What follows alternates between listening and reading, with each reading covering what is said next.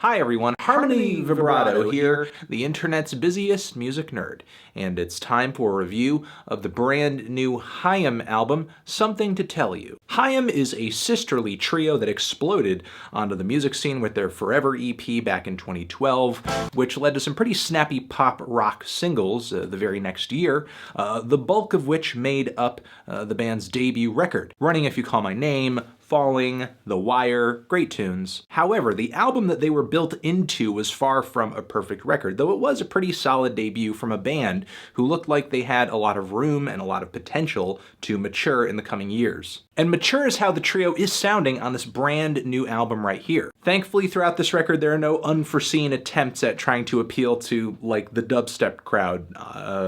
Just a smooth, consistent, well-rounded, vintage pop sound that feels like it's coming straight out of, like, the late 70s, early 80s, which in 2017 is nothing all that surprising, as there has been a decent crop of mainstream pop records that has sort of embraced all things 80s, most notably Carly Rae Jepsen's couple of recent projects, even the new Lorde album. And I'm not saying Haim on this record are bringing some kind of generic, bland, new wave pastiche, far from it. For the most part on this record, the band delivers this very sleek, smooth, and funky blend of R&B and pop, while still managing to subtly work in the elements of rock and Baroque pop that fueled their last record. On the whole, the band definitely sounds bigger on this record. They sound cleaner on this record. The songs on this thing are produced to be more instrumentally dense and lavish. However, the end result on this album doesn't really have me all that excited. It's like the trio consciously made an album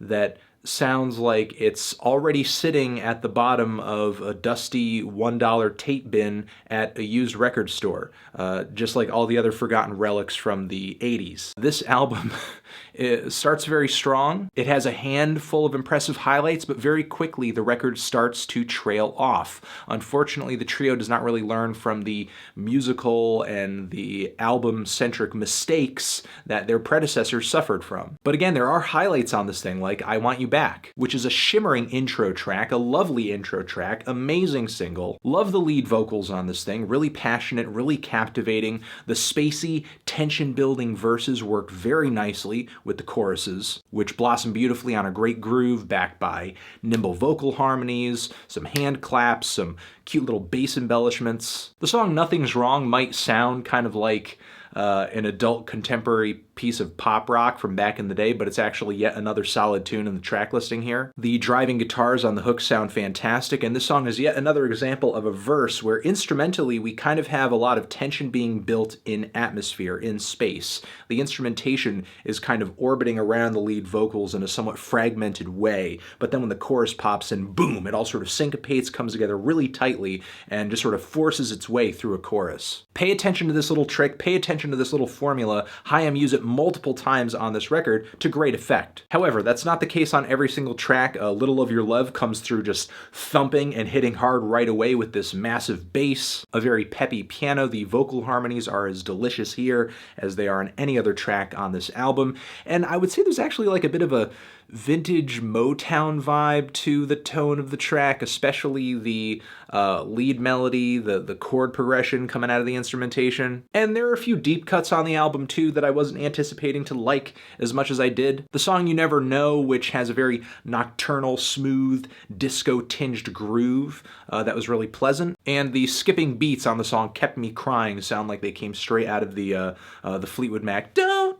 Stop Thinking About Tomorrow playbook, though I still think Haim do good things with it. However, I think I should say that I am somewhat underwhelmed and a little disappointed by the lyrics on this track, actually numerous tracks on this thing.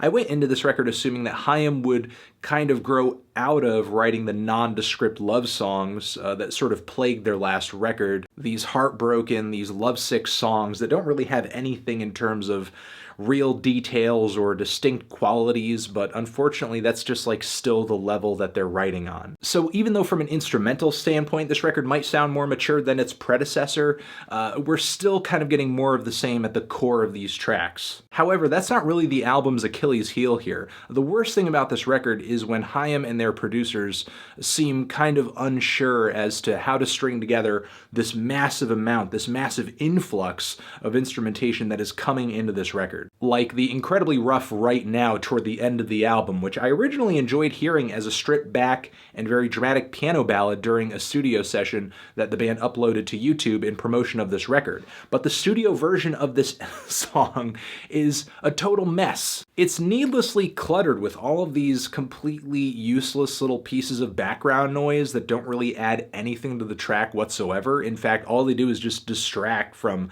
the performance, meaning the singing and the piano playing, the actual meat of the song, not all of the annoying sonic bells and whistles that surround it. The title track on this thing features some of my favorite vocal harmonies and one of my favorite lead vocal melodies on this entire record, but suddenly hitting the audience with a bunch of syncopated bass and drum fills does not a chorus make, even if some of the bass licks on this track are really fun. And the constantly throbbing string sections on Found It, In, Silence are just a little overkill. The instrumentation surrounding this track in general is just a tad overblown. Some of the lead vocals and the harmonized refrains on the song Walking Away come together a little awkwardly. Not only that, but the instrumental palette of this track is so synthetic and so sanitary, it's like Haim are essentially making the kind of music they were originally the antithesis to when they broke onto the music scene. And the closing track is one of these stereotypical slow burners, which, while I think some of the vocals on the track are beautiful, especially the vocal harmonies, I mean, Haim always bring at least a decent or a great vocal harmonies to a track. The very clunky, kind of blemished and ugly guitars roaring away really quietly underneath them, I don't know, they just sound kind of slapped together, even if I do find the chord progression at least a little interesting. I don't know, this for me is just kind of like, what happened? The album. Because I expected a lot of great things out of this record. I mean, aside from Right Now, I was thoroughly impressed with pretty much every song I heard in promotion of this record. At least a few deep cuts were great, but man, is this album front-loaded, because after about the middle point of the record, I feel like the quality of the songs, the organization and the production, it all just really starts to evaporate. You know, unfortunately, this is just a really inconsistent album.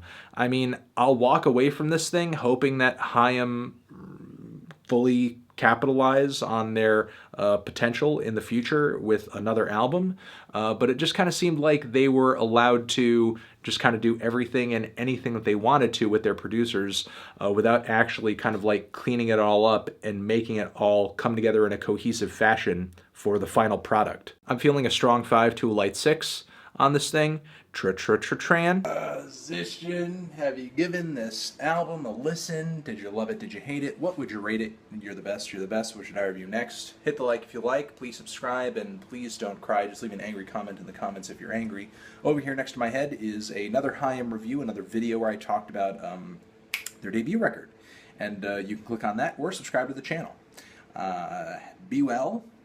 Drink your water. Eat your fruits and vegetables forever.